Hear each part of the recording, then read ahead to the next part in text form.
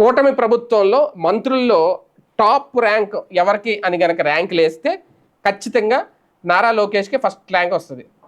అది కూడా ప్రధానంగా విద్యాశాఖకు సంబంధించి.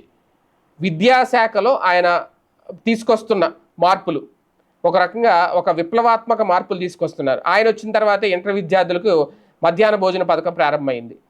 అలాగే ఇప్పుడు ఇంటర్ విద్యలో కూడా చాలా మార్పులు తీసుకొస్తున్నారు వచ్చే విద్యా సంవత్సరం నుంచి. అలాగే విద్యార్థుల విషయంలో కూడా no bag day, school bag day ఒక రకంగా ప్రతి శనివారం పాఠశాల పిల్లలకి. అలాగే ఒకే పుస్తకం విధానం కూడా తీసుకొస్తున్నారు. పిల్లలకి ఆ పుస్తకాల బ్యాగ్ల బరువు తగ్గిస్తున్నారు. యూనిఫామ్ కలర్స్ మారుస్తున్నారు పాఠశాల విద్యార్థులకి. మొత్తం మధ్యాహ్న భోజన పథకం మెనూ మార్చారు. ఒక్కటని కాదు, చాలా విషయాల్లో చాలా కీలక మార్పులు తీసుకొస్తున్నారు.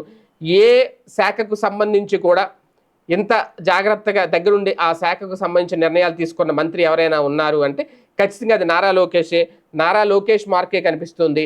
అంతేకాదు నారా లోకేష్దే పై చేయిగా ఉంది. ఆయన దగ్గర ఉన్న శాఖలు ఒక విద్యాశాఖే కాదు, ఐటీ శాఖకు సంబంధించి కూడా పెట్టుబడులు ఆహ్వానించడంలో, అలాగే ఇప్పుడు అంతర్జాతీయ యూనివర్సిటీ కూడా తీసుకొస్తున్నారు ఉత్తరాంధ్రలో జార్జియా దేశం నుంచి. ఆ యూనివర్సిటీ ప్రారంభమైందంటే అంతర్జాతీయ ప్రమాణాలు నేరుగా అంతర్జాతీయ ప్రమాణాలతో కూడిన ఉన్నత విద్య కోసం పక్క దేశాలకు వెళ్తున్న మనం ఇక నుంచి అక్కడికి వెళ్ళాల్సిన అవసరం ఉండదు. ఆ యూనివర్సిటీ ఇక్కడికే వస్తుంది. అది విశాఖలో పెడతారో లేదంటే విజయనగరంలో పెడతారో శ్రీకాకుళంలో పెడతారు. ఉత్తరాంధ్రలో అయితే రాబోతోంది.